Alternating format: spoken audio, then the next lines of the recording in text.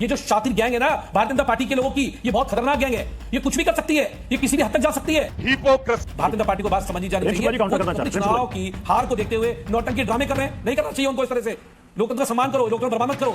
लोकतंत्र का कितना सम्मान आप आदमी पार्टी करते हैं, जिसका नमूना पंजाब में दिखाई दिया। जो लोग शराब बेचते हैं, शराब की दलाली करते हैं और शराब के नशे में चूर होकर पवित्र विधानसभा में आते हैं, वो भयंकर नशे के शिकार हैं। आगे स्वाद पंजाब के लोगों को बदनाम मत करो, पंजाब के मुख्यमंत्री को बदनाम मत करो। पंजाब में घुसने देंगे, झूठे मार के पंजाब से बनाएंगे। क्या बोला तूने? तुझे जूते मारेंगे, तुझे जूते मारेंगे और मैं ही मारूंगा जूते। सुन लो मेरी बात, जूते मारने की बात मत कर। तेरे जूते मारूंगा, तेरे मुंह पे जूता मारूंगा। ये सेफ्टी की भाषा है। मेरी भाषा का भाषा तो नीच बोल रहा है। मेरी भाषा मैं मारने की भाषा कर रहा है। दलित बन गया तू। ये इसकी भाषा है। अब दलित बन गया तू। तेरी भाषा का भाषा बोल रहा है। ये इसकी भाषा है। ये इसकी भाषा है।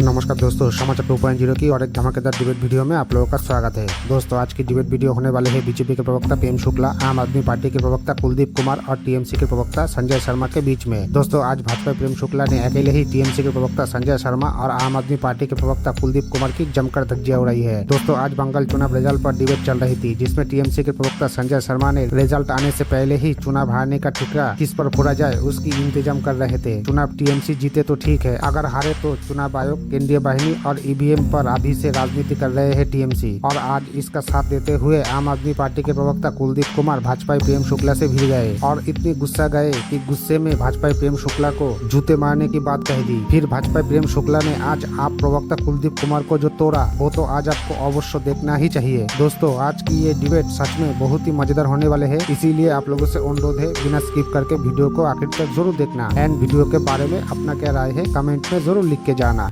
चलिए शुरू करते हैं। संजय शर्मा जी, क्या 4 मई से पहले ही रिजल्ट डिक्लेयर हो गया क्या? ये तो आप ही बताइए।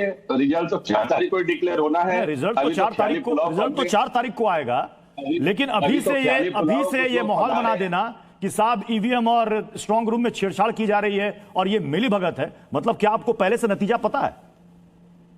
इसमें भय कहां से आ गया? कुछ संदिग्ध चीज यदि दिखती है, कुछ संदिग्ध बातें यदि होती है तो उसकी शिकायत करना तो हमारा फर्ज है। हम वही काम कर रहे हैं तो लोगों को मिर्ची लगती है। अच्छा नहीं, इसमें 2 सवाल हैं संजय शर्मा जी। सवाल यह है कि आपको या तो चुनाव आयोग पर भरोसा है या तो नहीं है, 2 ही चीजें हैं। अगर चुनाव आयोग पर भरोसा है तब आपको रिजल्ट पर भी भरोसा होगा। यह सवाल मैं बहुत ही जिम्मेदारी से पूछ रहा हूं, क्योंकि 2021 के चुनाव में भी आप लोगों ने यही आरोप लगाया था कि चुनाव आयोग और बीजेपी की मिली भगत है और ये हमें हराने के लिए यहां पर आए। जीता कौन वहां पर 2021 में? संजय जी जीता कौन 2021 में? जनता जानती है, बताइएगा फिर से। मैं फिर से सवाल पूछ रहा हूं जिम्मेदारी के साथ। 2021 में भी यही सेम आरोप, बीजेपी चुनाव आयोग मिलकर चुनाव लड़ रही है, हमें हराने के लिए यहां पर आई है। जीता कौन था 2021 में और किसके साथ मिली भगत जनता माने? 24 में भी हम जीते थे, 24 में भी हम जीते थे, षड्यंत्रों के बावजूद जीते थे। मतलब कुछ भी 21 में भी षड्यंत्र था। अब ये और इस बार तो षड्यंत्रों का षड्यंत्रों के बावजूद जीते थे, मतलब आपको भरोसा है ना? फिर क्यों जीतेंगे? एक सेकंड संजय शर्मा जी, आज बिल्कुल दूध का दूध पानी का पानी हो जाए। बहुत आरोप लगता है और ये चुनाव दर चुनाव जनता देखते सुनती आई है। आपने कहा कि वो षड्यंत्र था लेकिन हमने विफल किया और हम जीत गए।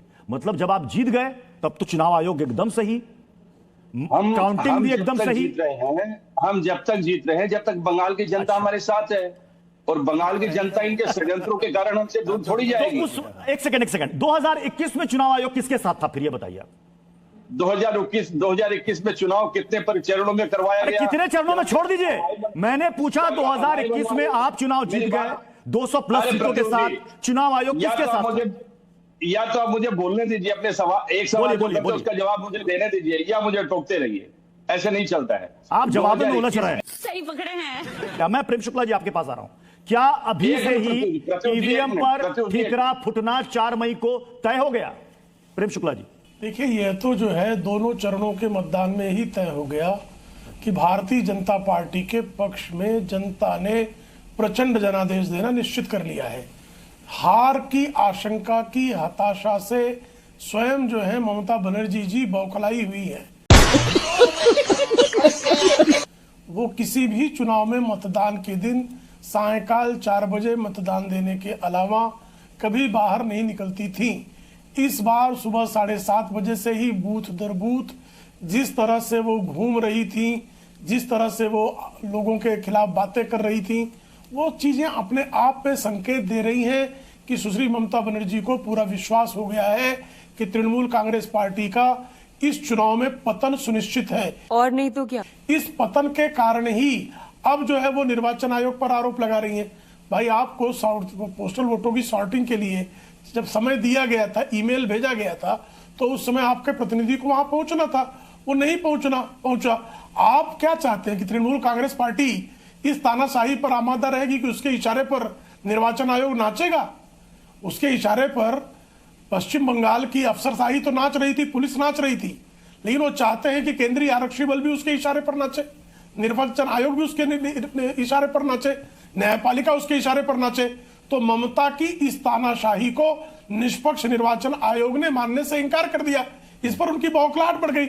हर बार जो है ये मतदाताओं को डराते थे। 1962 के बाद प्रत्युष जी ये पहला चुनाव है जिस चुनाव में शांतिपूर्ण कुछ छिटपुट घटनाओं को छोड़कर कांग्रेस के एक कार्यकर्ता की हत्या के अलावा ये हत्याएं नहीं कर सके। रक्तरंजित चुनाव नहीं हुआ। निर्वाचन आयोग को शांतिपूर्ण चुनाव कराने में सफलता मिल गई, तो हिंसक गतिविधियों के अग्रदूत जो हैं वो बौखलाए हुए हैं। उनको अत्यंत पीड़ा हो रही है कि हम तो बूथ कब्जा नहीं कर पाए, मतदाताओं को भयभीत नहीं कर पाए, ईवीएम को मैनिपुलेट नहीं कर पाए, काउंटिंग एजेंट को भगा नहीं पाने की उनकी स्थिति बन रही है। अभी से जान रहे हैं कि counting agent Bharatiya Janata party का हर जो है ईवीएम मशीन के सामने गला दिखाई देगा, इसलिए ये परेशान है। इनकी पीड़ा का असली कारण ये है। क्या ये बात है। कहीं मुझे लगता है कि ममता बनर्जी का जो बॉडी लैंग्वेज है वो काफी नेगेटिव रहा है, वो काफी रैटल दिख रही है। और इलेक्शन का दिन भी अगर आप देखें, पिछले 3 इलेक्शन में कभी ममता बनर्जी अपनी बूथ टू बूथ अपने कॉन्स्टिट्यूएंसीज में विजिट नहीं करती थी। नॉर्मली वो 3-4 बजे एक प्रेस कॉन्फ्रेंस करती थी और काफी कॉन्फिडेंट होता था। इस बार मेरे ख्याल से 15 साल के एंटी इनकम्बेंसी एक फैक्टर है। बंगाल के लोग क्या मीता जी कांग्रेस से मान रही है कि ये जो कल हंगामा हुआ ये हार का डर है या अभी से माहौल बनाया जा रहा है? ये हम हार के लिए जिम्मेदार नहीं है, वो ईवीएम जिम्मेदार है। संजय जी को और मीता जी को एक साथ रखिएगा पीसीआर स्क्रीन पर। थोड़ा सा नर्वस एनर्जी तो है, टीएमसी में है, टीएमसी के लीडरशिप में भी है। और मेरे ख्याल से इस नर्वस एनर्जी को लेके बीजेपी को भी इतना परेशान होने की कोई जरूरत नहीं है। अगर कोई अनऑथोराइज एक्सेस कर रहा है स्ट्रांग रूम में, उसका जांच कीजिए। एक फ्री, फेयर और फेयरलेस इलेक्शन का वादा किया था इलेक्शन। संजय जी, ये आरोप बीजेपी ने नहीं लगाया। कांग्रेस कह रही है, कांग्रेस की प्रवक्ता कह रही है कि ममता बनर्जी का बॉडी लैंग्वेज बता रहा है कि वो चुनाव हार रही हैं। तो क्या यही वजह है कि अभी से माहौल एक सेट किया जा रहा है, बनाया जा रहा है? दीदी तो कल खुद कहा है कि हम लोग 226 से 230 सीटें जीत रहे हैं। और दीदी की बॉडी लैंग्वेज जब इन कांग्रेस वालों को समझ में आ जाएगी और भारतीय जनता पार्टी के समझ में आ जाएगी तो बात ही अलग है। इनको कब से समझ में आने लगी बॉडी लैंग्वेज? जीतने तो फिर इतनी दिक्कत क्यों? बंगाल की और परेशानी की बात नहीं है, बात है सिस्टम की।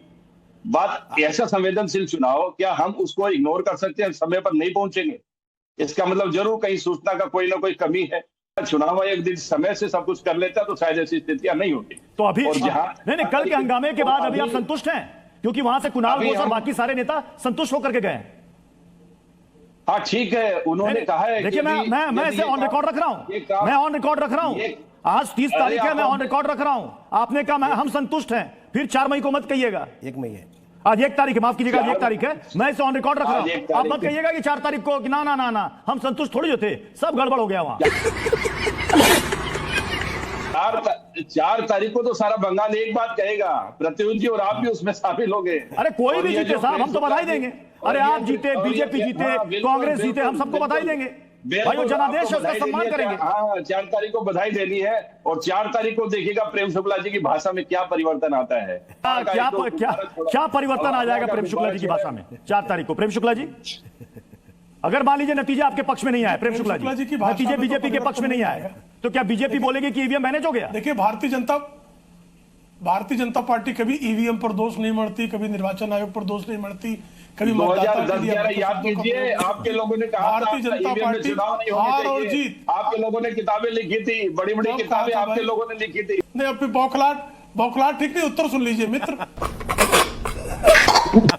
2009 में जीवीएल नरसिंह राव जी ने जो पुस्तक लिखी थी, उस पुस्तक में उन्होंने कहा था वीवीपैट लगाना आवश्यक है, और वीवीपैट आज जो है हर ईवीएम मशीन के साथ लग गया। तो भारतीय जनता पार्टी के नेता ने जो सुझाव दिया था उसको कालांतर में निर्वाचन आयोग ने शब्दशः स्वीकार किया। तो हमने निर्वाचन आयोग को सार्थक सुझाव देने का कार्य किया और चुनाव को और जो है पारदर्शी बनाने में हमने सहयोग किया है। आप तो ईवीएम के खिलाफ ही बातें करते रहे, अभी आज ईवीएम पर आपको विश्वास है कि नहीं, ये स्पष्ट कर दीजिए। 4 तारीख को आपकी भाषा बदलेगी, आप ईवीएम को दोष देंगे, आप सीआरपीएफ को दोष देंगे, आप निर्वाचन आयोग को दोष देंगे। बात तो सही है। अब यह आरोप जो विपक्ष की तरफ से बार बार लगता है कि चुनाव आयोग तो बीजेपी के साथ मिला है, चुनाव आयोग तो बीजेपी के साथ मिला है, फोर्सेस बीजेपी के साथ मिली हुई है और ये काम कर रही है उसी के लिए। अधीर रंजन चौधरी ने कहा कि बंगाल पुलिस टीएमसी के लिए काम कर रही है। यह कौन सा खेल है, जरा समझाइए। हाँ, तो बंगाल पुलिस तो हमेशा टीएमसी के लिए काम करता रहा है, हमेशा। ये पहली बार तो नहीं है कि हमारे यहाँ पर जो स्टेट गवर्नमेंट है और जो पुलिस है, और पुलिस मिनिस्टर खुद सीएम चीफ मिनिस्टर खुद पुलिस मिनिस्टर रह चुकी है, तो यहाँ पर तो पुलिस का जो ऑलमोस्ट टीएमसी के एजेंट्स की तरह उनको इस्तेमाल किया जाता है। तो ये बात तो सबको पता है। ये तो धोती खोल रहा है। जो ऑपोजिशन लीडर्स है, जो ऑपोजिशन पार्टी वर्कर्स है, वो टारगेटेड होते हैं। आप पहली बात तो एनसीआरबी का डेटा बोलता है कि rural Bengal is more unsafe. Secondly, यहाँ पर पिछले पंचायत इलेक्शन में 100 से ज्यादा लोगों का मौत हो गया था।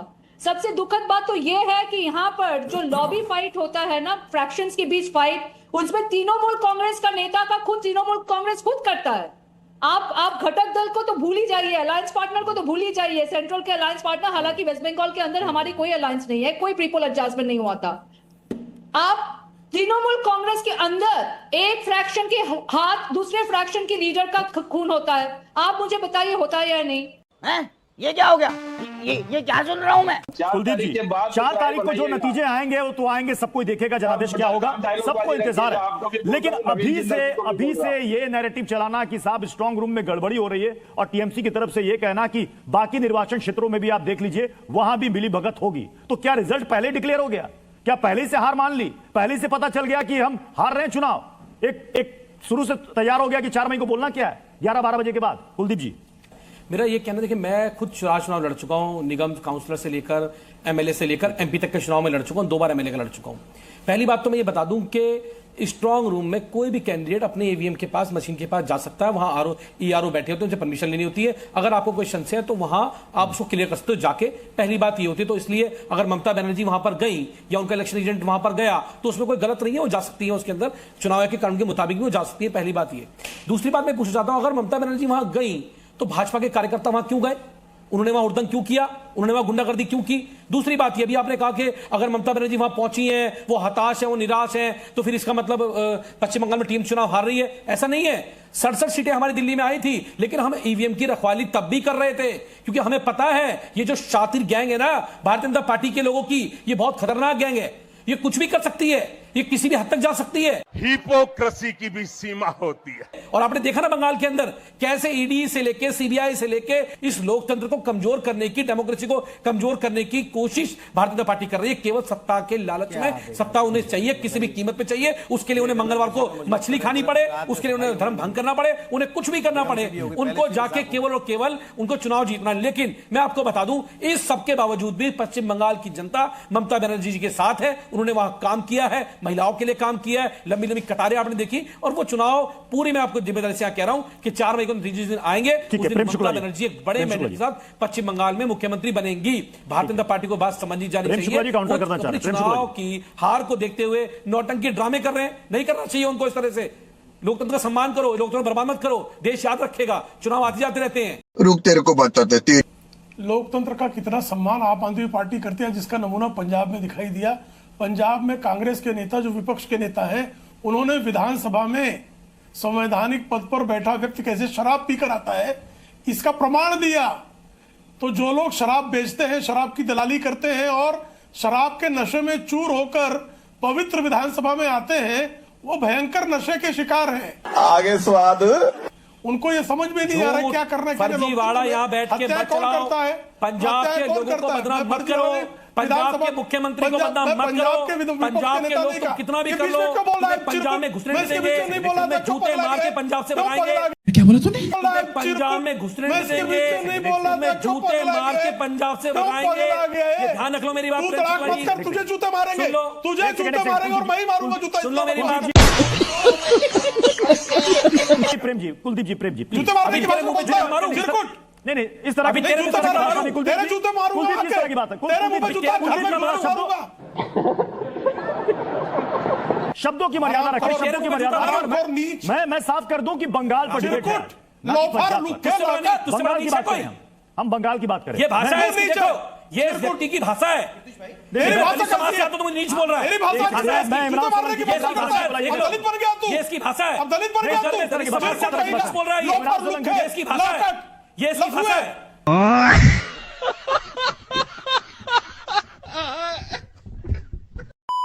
दोस्तों वीडियो अंत तक देख ली तो अच्छी लगी होगी। अगर अच्छी लगी तो वीडियो को एक लाइक एंड चैनल को सब्सक्राइब कर लेना। एंड वीडियो के बारे में, बंगाल चुनाव के बारे में, ममता बनर्जी के बारे में अपना क्या राय है कमेंट में जरूर लिख के जाना। वीडियो आखिर तक देखने के लिए आपको बहुत बहुत धन्यवाद। चलिए मिलते हैं अगली वीडियो में, तब तक के लिए जय हिंद, जय भारत, जय सिया राम।